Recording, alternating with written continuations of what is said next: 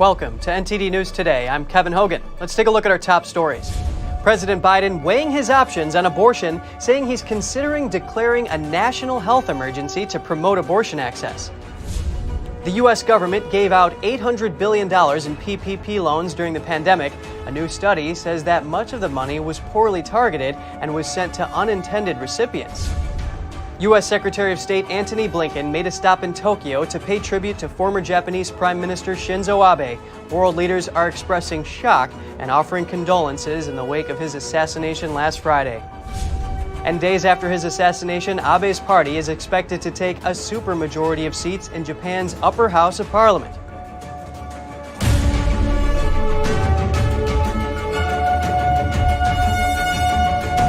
President Joe Biden says he's considering declaring a health emergency in response to the Supreme Court's abortion ruling. A health emergency would utilize federal resources to promote abortion access. NTD's Jessica Beatty has more. During a bike ride near his home in Delaware Sunday, President Biden said he's limited in what he can do in response to the Supreme Court's decision to overturn Roe v. Wade. But as president, I don't have the authority to say that we're going to, state Roe v. Wade as the law of the land. A reporter asked if he's considering declaring a public health emergency. It would free up federal resources to promote abortion access. That's something I'm asked the folks, the medical people in the administration to look at, whether I have the authority to do that and what impact that would have.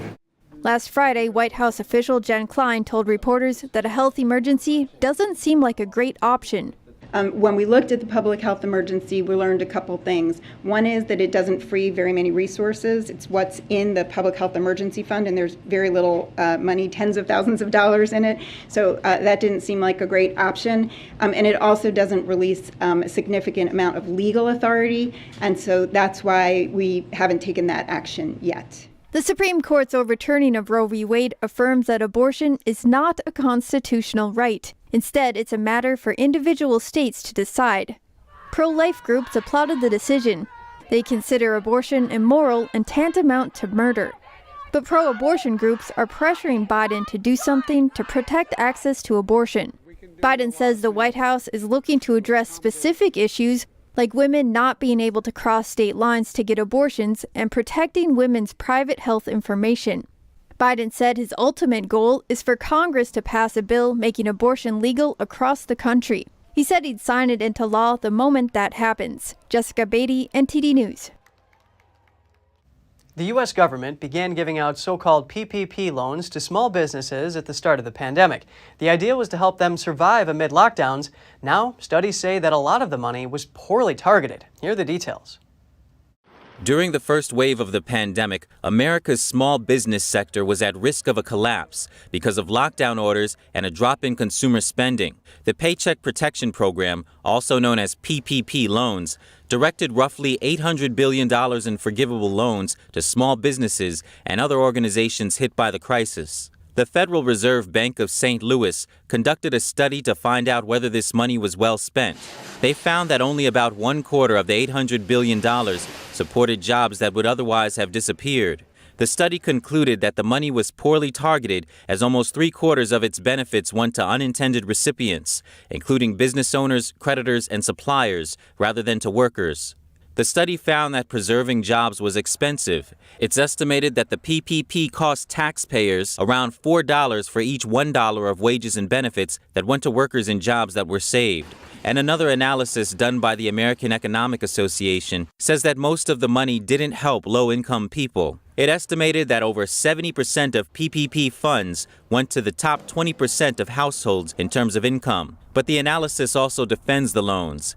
It says that Congress could not have better targeted the PPP program without substantially slowing its delivery. The Senate is back in session after the July 4th holiday, but not with its majority leader. Democratic Senator Chuck Schumer will be working remotely this week after testing positive for COVID-19. A spokesman says Schumer, who is vaccinated and double boosted, has mild symptoms. Other high-profile D.C. officials who've recently tested positive include House Speaker Nancy Pelosi and Vice President Kamala Harris. The European Union is seeking information from the former EU digital chief on her alleged lobbying for Uber. Leaked documents on the company's business dealings are causing uproar. The International Consortium of Investigative Journalists and multiple media cited leaked documents. They said Uber broke laws, duped police, and built a secret lobbying operation targeting prominent policymakers and politicians. Uber has denied the allegations. Nelly Cruz served as European Commissioner from 2004 to 2014, first as EU antitrust chief and subsequently as digital chief. She is just one of the many believed linked to the allegations. The report alleges Uber lobbied political leaders to relax labor and taxi laws as it aggressively pushed into markets around the world. The investigation also found that Uber used stealth technology to fend off government investigations. Former White House advisor Steve Bannon has agreed to testify in front of the House January 6 committee. He received a letter from former President Trump permitting the move. According to a letter from his lawyer, Bannon is willing to testify and would prefer to do it publicly. He is slated to go on trial for criminal contempt charges for defying a previous subpoena from the panel. Previously, Bannon's lawyers said he wouldn't respond to the subpoena because of Trump's executive privilege. However, Trump told Bannon that he would waive his executive privilege. Congresswoman Zoe Lofgren is a member of the January 6 committee. She suggested on CNN that the panel won't have Bannon testify in public. In November, Bannon surrendered to the FBI on contempt charges. He told reporters at the scene, quote, "We're taking down the Biden regime." His trial is scheduled to start on July 18th. World leaders are offering condolences ahead of Shinzo Abe's funeral. The murder of the former Japanese prime minister stunned the world last Friday. U.S. Secretary of State Antony Blinken arrived in Tokyo on Monday. On behalf of President Biden, he expressed condolences to the family of former Prime Minister Shinzo Abe. In his time in office, Prime Minister Abe did more than anyone to elevate the relationship between the United States and Japan to new heights. I shared with the Prime Minister letters to the Abe family from President Biden, and we simply want them to know that we deeply feel their loss on a personal level as well. Blinken's unscheduled trip to Tokyo followed his G20 foreign ministers meeting in Indonesia. He described Shinzo Abe as a man of a vision who had the ability to realize that vision. Abe was Japan's longest-serving modern leader. He was shot and killed last Friday while giving a campaign speech in the western city of Nara. About 5.5 hours after the shooting, he was pronounced dead. The White House released a joint statement from President Biden, Australian Prime Minister Anthony Albanese, and Indian Prime Minister Narendra Modi, expressing shock at Abe's assassination. Former President Donald Trump told media he is talking to Abe's family about attending the funeral. He said Abe was the first world leader he met with after taking office in 2016. German Foreign Minister Annalena Baerbock also made an official visit to Tokyo. Mein Antrittsbesuch hier in Japan fällt in eine schwere I am visiting Japan today during a very hard time. Last week, former Prime Minister Shinzo Abe was killed. Before anything, I would like to send my condolences to the people of Japan as a representative of the German government. Taiwan President Tsai Ing-wen also paid her respects on Monday. At the Japan-Taiwan Exchange Association in Taipei, Tsai thanked Abe for being a voice for Taiwan on the international stage. 在这里，我要代表政府与人民 I represent the government and the people in delivering our deepest condolences to the family of former Prime Minister Abe. We also once again express our most severe condemnation towards the criminal act of violence. Former Prime Minister Abe is an international leader that received the utmost respect from all around the world and spent his life safeguarding the values democracy, freedom, and human rights. A hearse carrying Shinzo Abe's remains arrived at Tokyo's Zojoji Temple on Monday, ahead of a vigil scheduled on the eve of his funeral. The mother of the suspect who police believe murdered former Japanese Prime Minister Shinzo Abe was revealed to be a member of the Unification Church. Local church leaders clarified the connection. The president of the Japan branch of the church said at a news conference that suspect Tetsuya Yamagami was never a member of the church, but that his mother was, and she was attending church events about once a month. The church declined to comment on the suspect's rumored motive for the crime and its possible link to a church donation. The church also said Abe was neither a member of nor advisor to the church. Police told local media that Yamagami believed the former Japanese leader was linked to a religious group he blamed for his mother's financial ruin and spent months planning the attack with a homemade gun. 41-year-old Yamagami was taken from jail and sent to prosecutors on Sunday. Many people walked by Abe's former Tokyo residence to stop for prayers outside while police guarded the area. Days after Japan's former Prime Minister Shinzo Abe was assassinated, his ruling party looks set to increase their seats in the country's upper house. Here's more.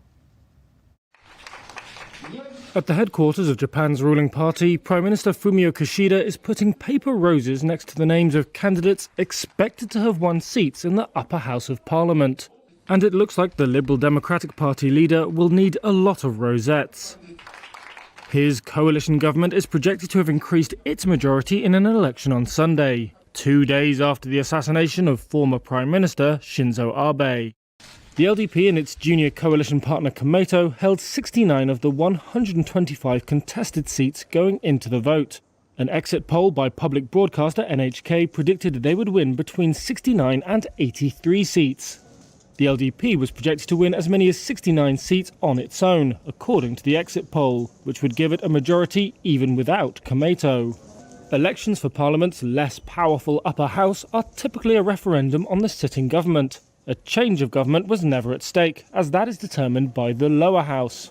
However, the strong showing could help Kishida consolidate his rule. It's a chance, analysts say, for him to achieve his goal of boosting military spending at a time of tension with neighbours China, Russia and North Korea. The gains might also allow Kishida to revise Japan's pacifist constitution, a dream Abe never achieved. Election results are expected on Monday. Just ahead, protesters in Sri Lanka have ransacked the presidential palace and the president has resigned. The country has been suffering economically. Rescuers are searching for survivors after a Russian missile hit a 5-story building in Ukraine's Donetsk region. The death toll is at 24. We'll have all that and more for you after the break.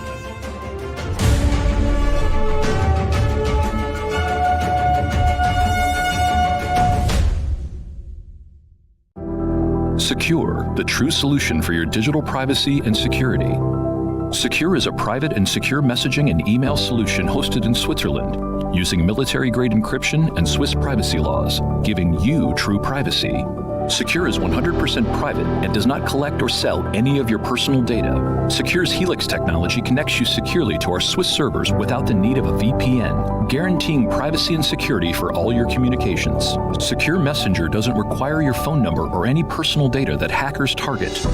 Chat by Invites allows you to chat privately and securely with anyone outside of your secure network without the need for others to download Secure. Secure Send offers you a private and secure way to email anyone outside of Secure. You won't find this level of privacy or security on any other email or instant messaging application. Visit secure.com. Regain and protect your privacy today. Hello, I'm Mike Lindell, and as you know, my passion is to help each and every one of you get the best sleep of your life. That's why I created my new Giza Dreams bed sheets. I started by using the world's best cotton called Giza. It's only grown in a region between the Sahara Desert, the Mediterranean Sea, and the Nile River. It's ultra soft and breathable, but extremely durable. I guarantee you they'll be the most comfortable sheets you'll ever own. I do not like my sheets. I love my Giza Dream sheets.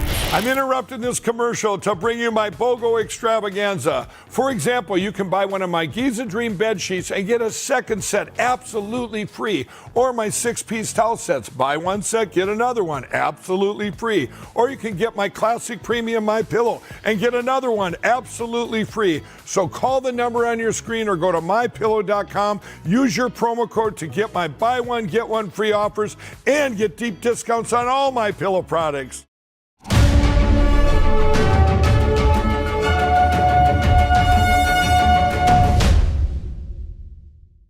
Sri Lanka's president has announced his resignation and his presidential palace was ransacked. Now Sri Lankans' thoughts are turning to what could happen next.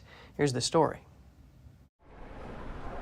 Some lounged on a 4-poster bed, others jostled for a turn on the president's gym equipment. A day after it was ransacked, Sri Lankans roamed through the presidential palace on Sunday. Calm has now largely returned to the commercial capital Colombo the day after anger over economic hardship boiled over. Protesters stormed President Gotabaya Rajapaksa's official residence, prompting him to announce his resignation. In the grounds of the colonial-era building, Human Resources Manager Namal Jayawardene said, "The greatest thing the people and youth of this country have ever done is to chase this man away." In contrast to the luxurious surroundings, many Sri Lankans have been struggling to make ends meet. After the global health crisis hammered the tourism-reliant economy, the Indian Ocean island nation has been battered by record inflation, currency depreciation, rolling power cuts, and chronic fuel shortages. That boiled over into anger that also saw part of Prime Minister Ranil Wickremesinghe's private residence torched by protesters. Both Wickremesinghe and Rajapaksa were not in the residences when they were attacked. Bhavani Fonseca, a senior researcher at the Centre for Policy Alternatives, said it's not clear what will happen next. So this is going to be an extremely critical time to ensure there's political stability as well as economic stability at a time where there's also a law and order situation erupting. So if violence is not contained, there is concern that this is going to deepen the crisis. So very, very important times ahead for Sri Lanka. The economic crisis is Sri Lanka's worst in 7 decades. A severe foreign currency shortage has stalled imports of essentials like fuel, food and medicine. Inflation is escalating. But there are fears that the political crisis could make matters worse. The International Monetary Fund, which has been in talks with the Sri Lankan government for a possible $3 billion bailout, said it was monitoring events closely. The death toll from a Russian rocket attack that hit an apartment block in eastern Ukraine over the weekend rose to 24 on Monday as rescuers combed through the rubble in search of survivors. Brick by brick, rescuers picked through a huge mound of rubble from a collapsed 5-story block. It was struck late on Saturday in Ukraine's Donetsk region. A Reuters video on Monday showed rescuers lift a survivor from the ruins to a stretcher and carry away the bodies of 2 people in white bags. The State Emergency Service says 9 people have been rescued so far. Russia is expected to focus the brunt of its assault on eastern Ukraine in the region of Donetsk after claiming it had captured the neighboring Luhansk region. Russia's defense ministry says Russian forces struck 2 Ukrainian army hangars which were storing U.S.-made howitzers, a type of artillery weapon. The defense ministry also said they destroyed 17 command posts, 4 platoons of multiple launch rocket systems, and 2 hangars. He said the howitzers had been used to shell residential areas in the Donetsk region. NTD could not independently verify the accounts. Ukrainian military spokespeople were not immediately available for comment. Donetsk and Luhansk provinces comprise the Donbass. It's an industrial region that has become Europe's biggest battlefield for generations. Russia wants to take control of the region on behalf of the separatists that it supports. The commanding officer of the USS Abraham Lincoln told reporters in Hawaii about how the 26-nation RIMPAC military exercises are a great opportunity to communicate. To have this many nations working together, and it is an incredible opportunity to ensure that we know how to communicate, that we're speaking the same language. By that I mean, how we operate between aircraft and ships, how the ships integrate with each other. The exercise is taking place June 29th to August 4th in and around Hawaii and Southern California. It's the 28th edition of the exercise that began in 1971. The Navy calls it the largest international maritime exercise. The Navy says the purpose is to sustain cooperative relationships that keep sea lanes and oceans safe and secure. The exercises include amphibious operations, gunnery, missile, anti-submarine, and air defense exercises, plus counter-piracy operations, mine clearance operations, explosive ordnance disposal, and diving and salvage operations. 5 countries bordering the South China Sea are involved. 3 of them have competing claims with Beijing over ownership of sea territory. The Chinese regime has steadily built up its forces in the sea and has militarized islands there. Still to come, Novak Djokovic wins at Wimbledon again. It's his 4th consecutive Wimbledon title and his 7th overall. It brings him one major win away from Rafael Nadal. Find out more right here on NTD News.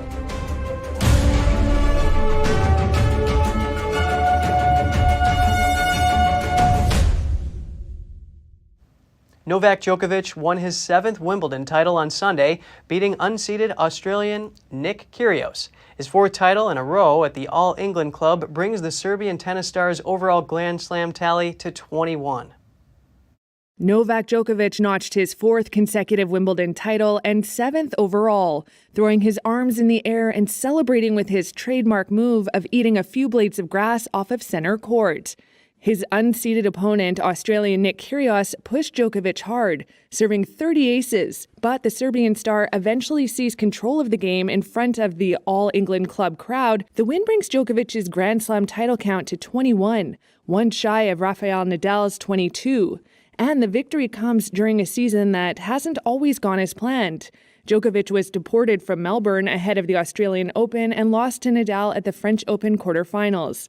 As for Wimbledon, the two finalists who used to have a frosty relationship now say their bromance is strong, with Djokovic promising to make good on a deal to buy Kyrgios dinner. Djokovic called Kyrgios a phenomenal player, while Kyrgios described Djokovic as, quote, a bit of a god. Djokovic will not be able to compete in the U.S. Open next month unless the COVID-19 vaccine mandate is lifted. That's what the Wimbledon champion said on Sunday in an interview shortly after his win. Djokovic explained that he is still not vaccinated and has no plans on getting the shot against COVID-19, but it is necessary to have to enter the U.S. and participate in the final Grand Slam of the season, according to the Biden administration's policy. Djokovic added that he believes it is unlikely he would be granted an exception to the vaccine mandate. The U.S. Open begins on August 29th, and there is no option to apply for exceptions. Non-U.S. citizens who are unvaccinated against COVID-19 are currently not permitted to enter the United States. In Europe, Spaniards have been hit with this year's second heat wave. Temperatures soared to 110 degrees. People are trying to stay cool amid the battling heat. Spaniards stayed in the shade in parks, headed for the beach, or sipped ice drinks to tackle the stifling temperatures. Warm summer sunshine combined with a hot air front from North Africa has sent temperatures soaring. Madrid, the country's capital, registered a heat high of over 100 degrees in the shade. Outdoor thermometers hit by the sun registered even higher temperatures. The state meteorological agency said they expect it to become even hotter. Temperatures could exceed 110 degrees in southern Spain. The heat wave isn't over yet. It's expected to last another 3 days. Mexico is trying to protect the historical Templo Mayor complex. A roof there collapsed in a storm last April under the weight of hail and rain. Now a new one has to be built. A team of more than 80 engineers, surveyors, restorers, architects, and archaeologists have been working for over 14 months now to protect the site. They're designing a new roof over the site adjacent to the ruins of the Templo Mayor, the Aztecs' holiest shrine. It should be ready by mid-September, they say. For the past 14 months, the team couldn't work with more than 20 people present at one time. That was to comply with COVID-19 regulations. They constantly had to check and maintain the original structure below. For this, they built doors and windows in the wooden floor, giving them eyes on the more than 500-year-old site. SpaceX launched on Sunday a latest batch of Starlink satellites from the Vandenberg Space Force Base in California. Officials said the Falcon 9 rocket was set to launch 46 Starlink satellites into low Earth orbit. As with other SpaceX rockets, the first stage booster supporting the mission detached from the rocket. It autonomously landed back on a drone ship named Of Course I Still Love You, stationed in the Pacific Ocean. The booster has been used in launching 3 other Starlink missions, and it's hoped it will be used for future launches too. Hundreds of couples whose weddings were derailed or scaled back due to the COVID-19 pandemic got a do-over thanks to a New York City landmark. The Lincoln Center for the Performing Arts hosted a Celebrate Love, a re-wedding event on Sunday evening in the pavilion outside the center. On its website, the Lincoln Center called it a special day for newlyweds, those whose weddings were canceled or diminished, and people who want to recommit their love to their partners and the city we love. The event featured a multicultural ceremony, music, and dancing. The website noted that the ceremony was not legally binding. Thank you so much for joining us. We're going to put our email address on screen. We'd love to hear from you. For podcasters, that's news.today@ntd.com. Until next time, Kevin Hogan, NTD News, New York City.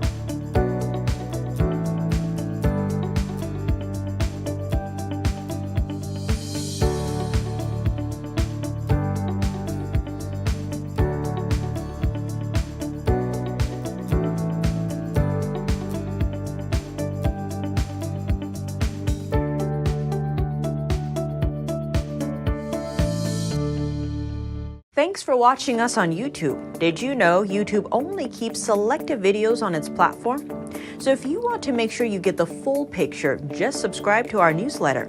Go to newsletter.ntd.com and sign up. It's free.